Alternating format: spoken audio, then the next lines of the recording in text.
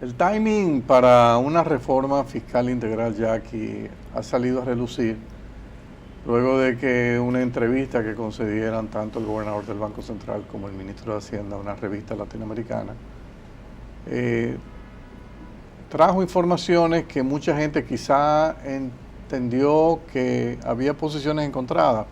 Y cuando uno la analiza en cuidado, quizás ambos se estaban refiriendo a momentos diferentes. No hay duda de que si uno le preguntan cuál hubiese sido el momento ideal para hacer una reforma fiscal integral pesada, o sea, de amplio alcance, de amplio espectro,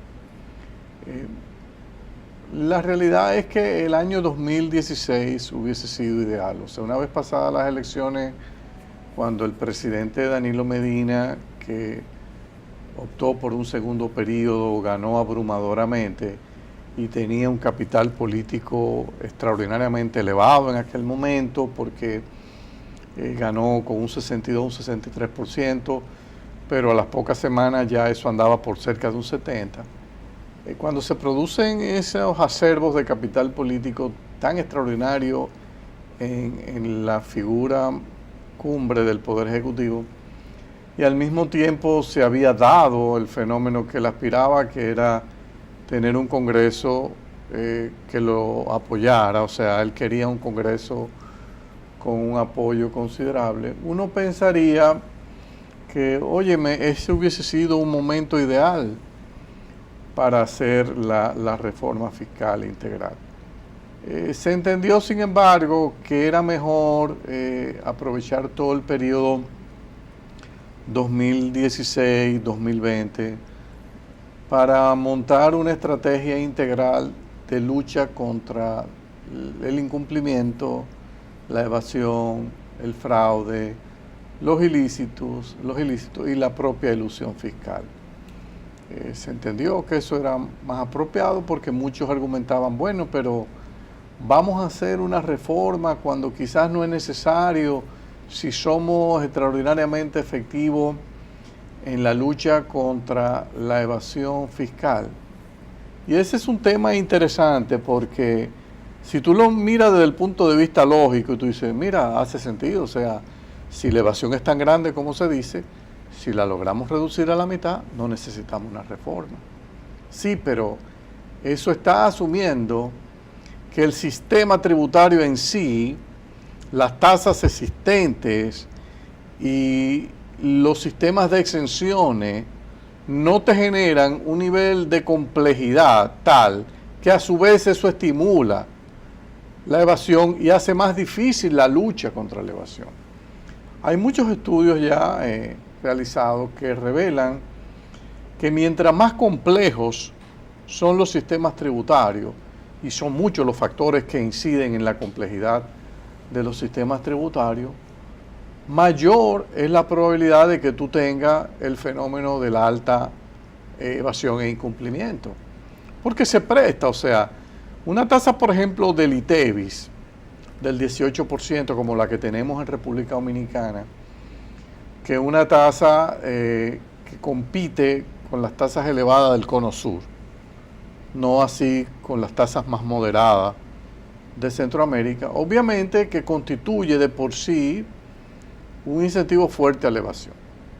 Lo otro es que si tú tienes mecanismos donde la economía opera con alta informalidad, más del 50% de la actividad económica en el sector informal, y tú no tienes un instrumental en la administración tributaria que te permita colectar los impuestos que debe tributar la informalidad, cobrándolo quizá ex ante en agentes formales, bueno, entonces ya tú sabes que por ahí se te va a ir una proporción altísima de incumplimiento. En consecuencia, el mensaje aquí es que es difícil desconectar la complejidad del sistema tributario, las altas exenciones, las altas tasas, con el fenómeno de la evasión. Entonces, si tú quieres dar una batalla, decir, mira, no, yo voy a dar la batalla contra la evasión, sin importarme que haya muchas exenciones, sin importarme que haya mucha informalidad, sin importarme que las tasas sean altas y sin importarme que cuando tú lees el código te das cuenta que hay metodologías de pago diferentes por sectores, que es un código altamente complejo. Entonces tú dices, bueno, lánzate, pero puede ser un salto al vacío. Y quizá tus aspiraciones de conseguir 3 puntos porcentuales del PIB, solo luchando contra la evasión, al final de cuentas puede terminar en un episodio de mucha desilusión. Cuando uno analiza del 2016 al 2018 lo que hemos tenido, y tú descuentas del incremento de la recaudación como porcentaje del PIB una serie de reformitas administrativas que no tienen que ver nada con la lucha contra la evasión, sino que fueron mecanismos que se introdujeron para aumentar las recaudaciones, tú vas a encontrar que la presión tributaria no te subió. Cuando tú quitas esos elementos o esos impuestos que fueron impuestos once and for all, que se pagan una sola vez como impuesto de ganancia de capital por compra por parte de inversionistas extranjeros, de parte de las acciones de grupos locales. Entonces tú dices, bueno, nadie puede negar que aduana y DGI están dando una batalla campal. Pero a pesar de esa batalla campal, la presión tributaria neta de esas medidas administrativas está igual. Entonces los 3 puntos que teníamos que conseguir con la reforma fiscal integral están ahí todavía pendientes. Entonces el argumento de que podemos lograr grandes resultados montando unas estrategias efectivas de control de la evasión y reducir el incumplimiento, se encuentra en el camino muchas veces con la dificultad de que al ser el sistema tributario tan complejo, tú no lo logras. Y ahí entonces viene la discusión de nuevo de que, bueno, pues entonces quizás en el 16 debimos aprovechar para simplificar todo el sistema, introducir mecanismos anti-evasión y meter la reforma fiscal que implicaba reducir tasas, ampliar bases, porque al final de cuentas, si se cree que se puede aumentar dramáticamente las recaudaciones sin tocar la base del ITEVIS, señores, le puedo decir que se está perdiendo el tiempo. No hay forma de que nosotros nos metamos de un nivel de presión tributaria de 14 a un nivel de 17 sin ampliar significativamente la base del ITEVIS, que es una ampliación que al mismo tiempo va a requerir una disminución de la tasa y unificación de la tasa. Alguien podría pensar, bueno, podemos ir con 2 o 3 tasas. Bueno, todas esas cosas deben estar sobre la mesa porque en un tránsito hacia una expansión de base, posiblemente tú tienes que hacer algún tipo de concesión. El gobernador decía, lo ideal era haberla hecho en el 2016. Yo creo que él tiene un punto. Yo creo que, si a mí me preguntan, yo creo que el momento ideal hubiese sido en el 2016. Entiendo la visión de Hacienda de que dice, bueno, pero deberíamos haber mejorado más con la evasión. Sí, pero cuando los sistemas son tan complejos, no es mucho lo que tú vas a ganar combatiendo la evasión. El ministro de Economía parece estar en la línea también de que hubiese sido importante en el 16. Pero bueno, ya eso es agua que pasó debajo del puente, ¿eh? Eso es una discusión que a mí me parece que no tiene mucho sentido, y pretender que de aquí a las elecciones nosotros vamos a pasar una reforma tributaria, yo creo que eso no tiene mucho sentido. En el ínterin, lo único que se puede hacer es controlar el gasto, lo más que se pueda controlar el gasto, y seguir haciendo el esfuerzo posible en materia de controles fiscales para evitar que la evasión siga aumentando y en todo caso que comience a disminuir. Todo esto que se está haciendo en el área de alcoholes, de cigarrillos, de cervezas, son todas medidas positivas, pero toman tiempo también. O sea, la empresa suiza que va a venir a Dominicana a instalar esto, no es que llegó, se apeó del avión y ya está instalado. No, eso toma meses y eso quizás los frutos los comenzaremos a ver a partir del año 2020. En el ínterin, DGI y aduana están tratando de contener los ilícitos. Estamos viendo casos de denuncia de grandes procesos de evasión de algunas empresas en el ámbito de los alcoholes. Hay también unos grandes descontroles en el ITEVIS.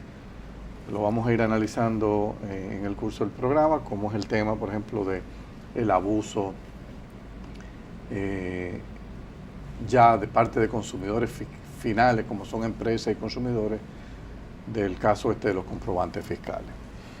Mira, Andy, yo tengo o sea, como economista puro, yo te diría que es probable que hacer la reforma en el inicio del año 2016 era lo adecuado, ¿verdad? Eso es parándome solo como economista.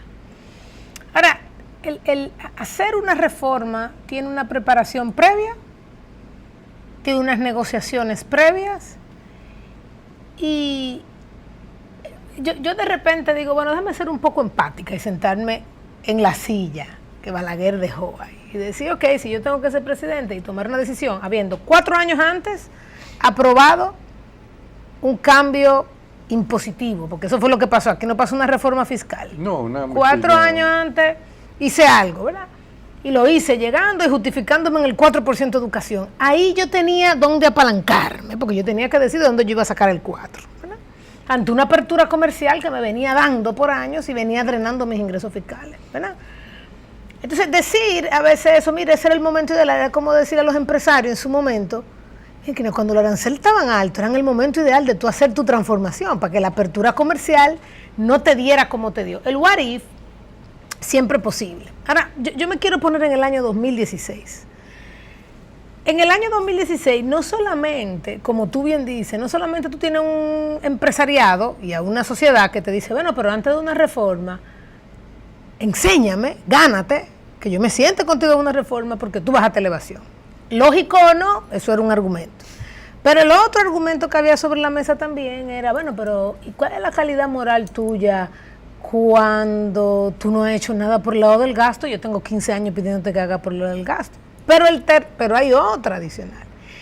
Y es que tú te vas a sentar en una mesa, a hacer la lógica desde el punto de vista productivo, tú quieres crecer, y los empresarios te dicen, bueno, pero ¿y la reforma laboral?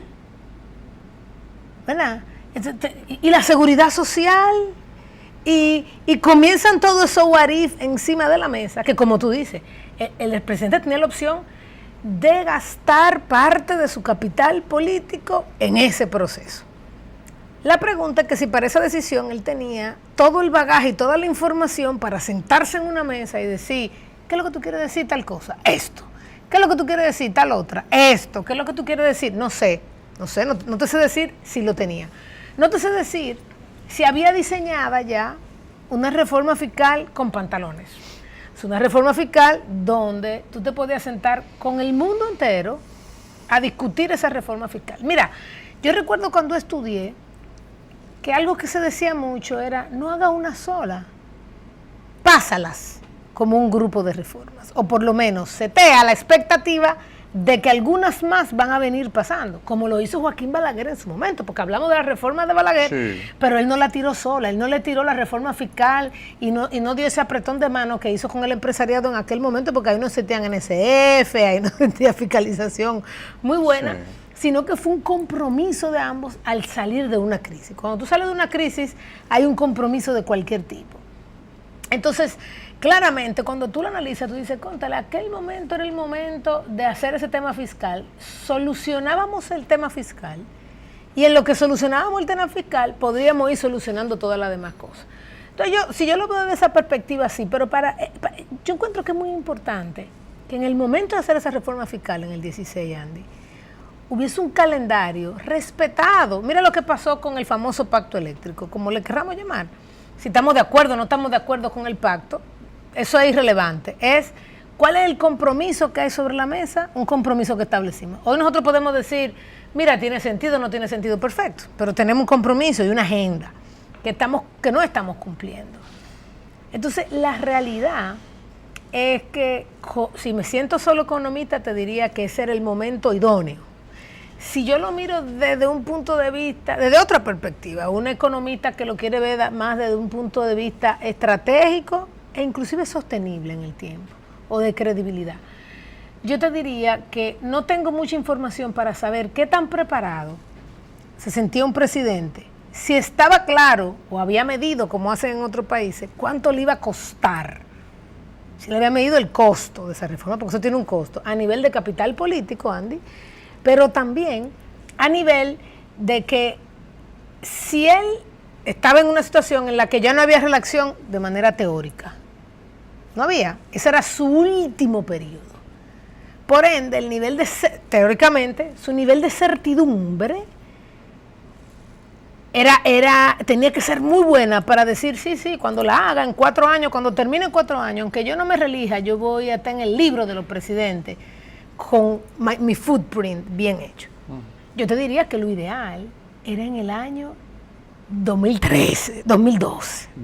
Claro, en vez de lo que sea, hacer una mucho más importante. ¿Verdad que sí? O sea, una 2012, donde tú tienes un tiempo, donde tú dices, bueno, yo construyo esto y esto y esto antes de reelegirme.